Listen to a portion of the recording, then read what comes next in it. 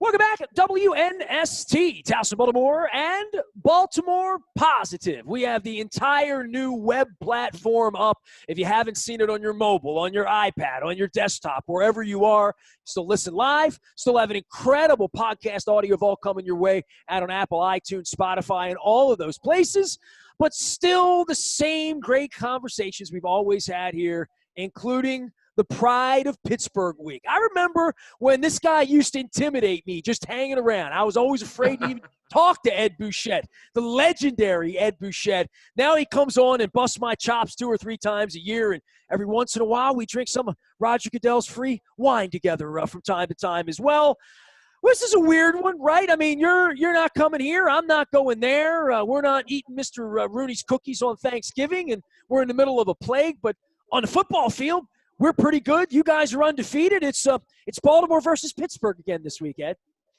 Yeah, everything's strange this year, as you well know, Nestor. But the football they're doing what I didn't think they could do. They're sailing through this season so far without any games really being, I'm not going to say affected, but canceled or they've been postponed. But they're getting them all in, and it really surprised me. I didn't think they'd be able to pull this off. I think we talked about that a lot during the summer. If then, now they're into it and where they are. And I've talked about this with everybody, and I'm a little redundant, but I want to hear your thoughts. The quality of play has been far better than what I expected. And I guess we go back to the beginning of the NHL and the NBA in the bubble and baseball for no one, and our team sucks, and if nobody here was watching. But waiting on football and not knowing whether it was going to happen, and then it happens, and the what we've seen from 1 to 4 every Sunday, or those 3 hours for every team, been pretty representative effort by the league in regard to professionalism and what we're seeing for an end product.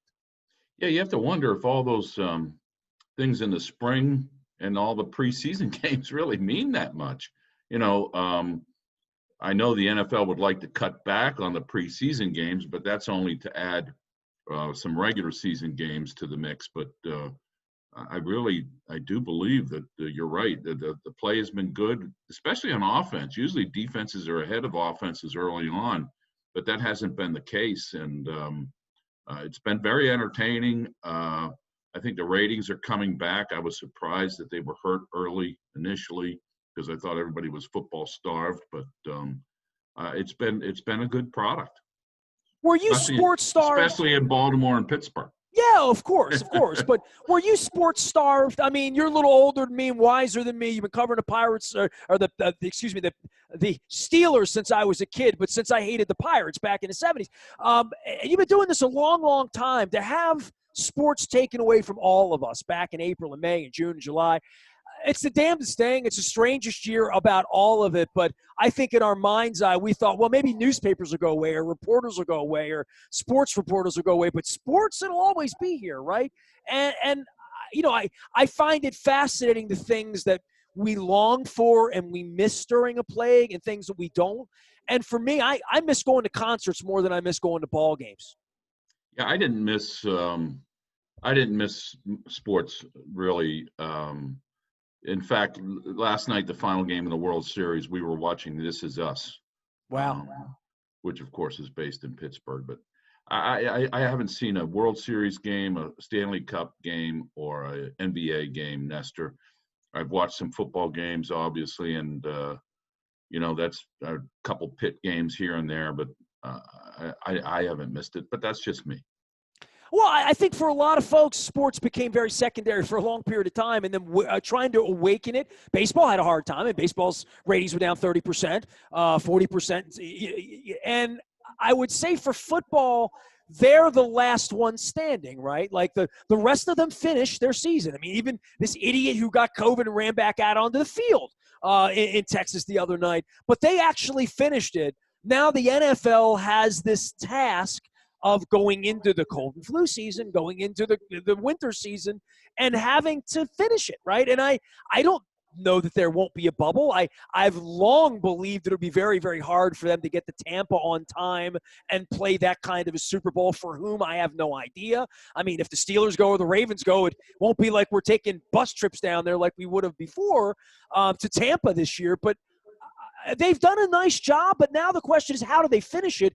I don't know that they finish it the way they started it.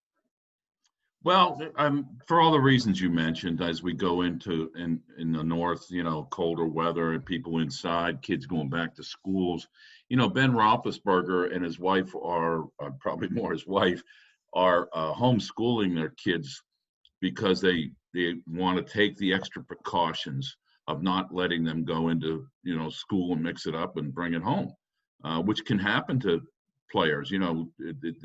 They don't maybe violate the protocols. Their kids are at school and can bring it home and they can get it. That's just the reality of this thing. I don't expect it to sail through either. I think we're going to see an extra week or two tacked on at the end to make up some games, Nestor. But so far it's been so good. And this is the 7th week, 8th week of the season. Well, you guys got moved around a little bit. I mean, it was not lost on me on Sunday when I'm watching the Steelers play the Titans, and we were supposed to be playing you and having the bye next week and moving things around on schedules. It threw the Steelers off maybe more than anyone else, but they've been on schedule and they've played well. And I sat on Sunday watching that, and I know you're watching on TV, which is strange for all of us all these years getting on airplanes, trains, and automobiles and doing this for a living. But they were better than I thought they were going to be. I've seen them play maybe 3 times this year, and I was sort of taken aback early on. We got to play them next week. Wow. We haven't talked a whole lot about them. And the last I checked, my wife called Ben fat and old last December, holding the clipboard and the beard and all that was going on after he didn't play last year. And I said, please don't say that because next October he's going to come back. He is really a special cat, is he not? Yeah, he always has been, really, even when he's been big.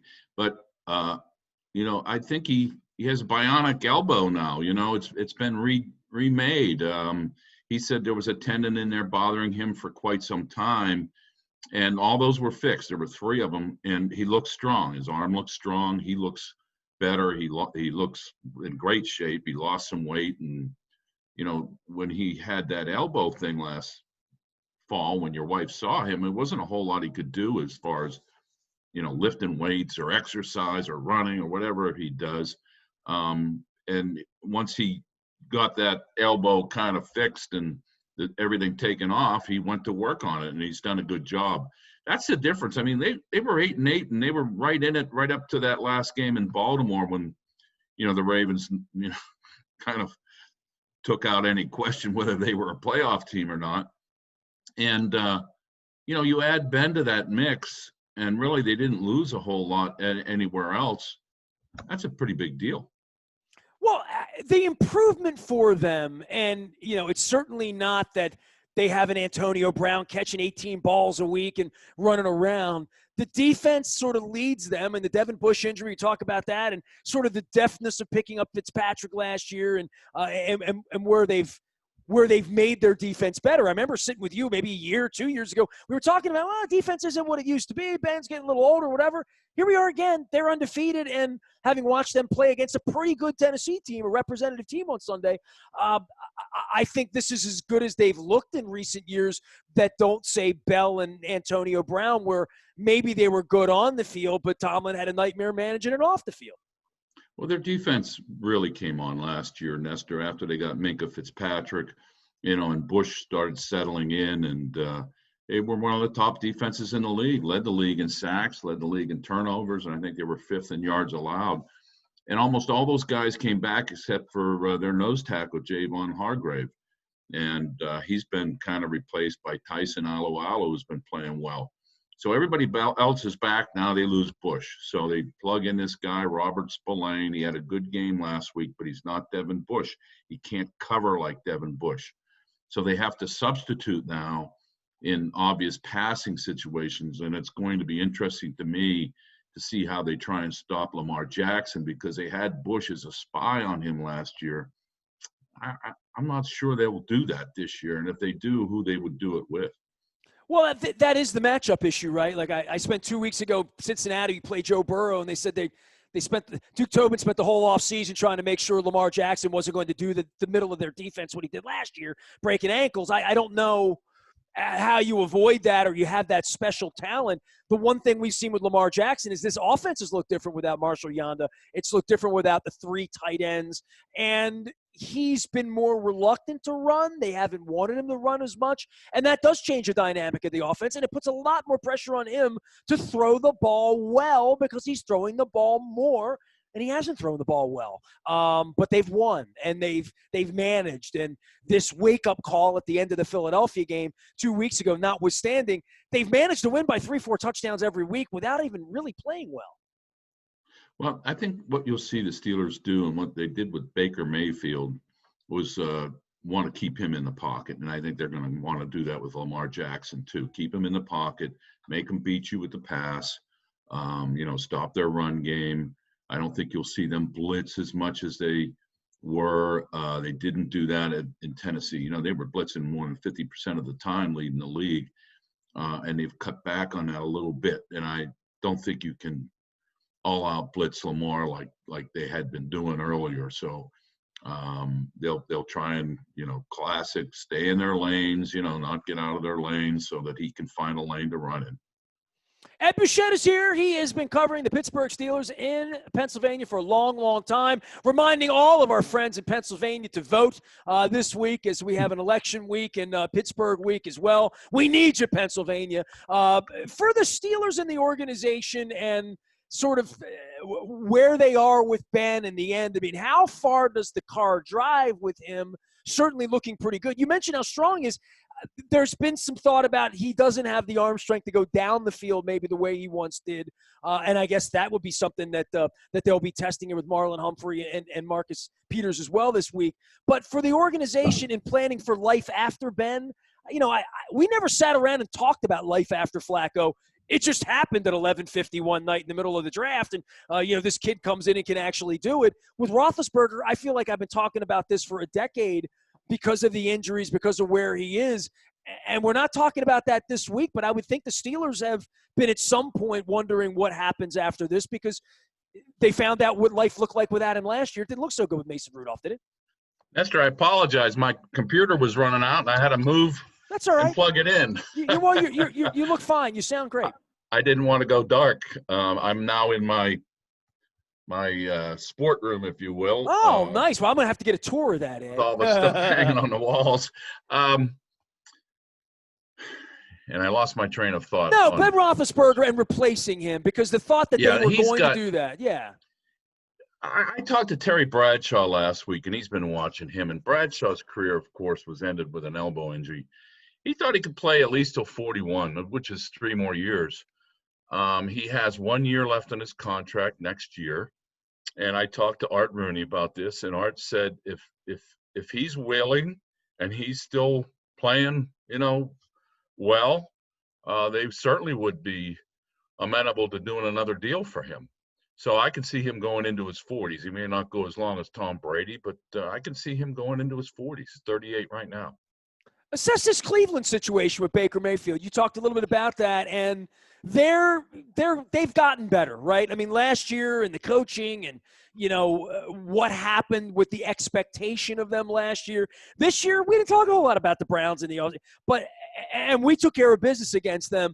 But I see them as more formidable, and I certainly see this kid in Cincinnati as being a guy who's going to be able to play at this level. If they can keep him healthy, not get him broken in half, I think he's going to be a really good football player. The whole division has had a little bit of an interesting uptick here over the last 12 months, I think. Oh, there's little doubt. I mean, Cleveland has improved, unless you just saw them play against Baltimore and Pittsburgh, 38-6 in Baltimore, 38-7 in Pittsburgh. And I do believe Joe Burrow will come along. He's getting sacked a lot of times. That's the only thing. They have to start protecting him. But it's certainly a different division than, maybe when it was just Baltimore and Pittsburgh for so many years.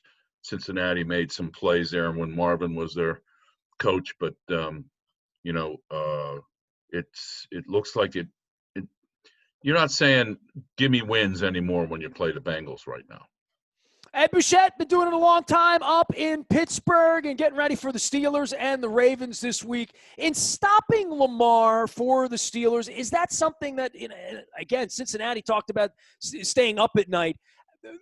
The notion of Devin Bush and the notion of Minkah Fitzpatrick, Lamar wasn't Lamar until probably week 8 of last year, where people really started to take it seriously about, I better have a player if Devin Bush isn't my guy. Yeah, they did a pretty good job in Pittsburgh, as you will remember, when they lost in overtime after Juju Smith-Schuster fumbled the ball away. And that was with, at the time, Duck Hodges was the quarterback, So I don't know that it keeps them up at night, but it's certainly something they have to, concern themselves with, as they did with Baker Mayfield. Hey, as they did with Ryan Tannehill and Derrick Henry last week. That's pretty formidable duo right there. And they did a pretty good job through 3 quarters against them. So I don't know how they're gonna defend Lamar. Like I said, I think they're trying to keep him in the pocket and go from there. And they've had a good pass rush, best in the league right now. And I hope you stay safe up in Pittsburgh. Thanks for always making some time and coming on here and talking some sense into the Ravens fans here about all things Steelers. And during this time where nothing is normal, I really have felt as though these 1 o'clock on Sundays, at least for a couple of hours, fake noise notwithstanding, and we're going to have a handful of fans in the stadium here this week.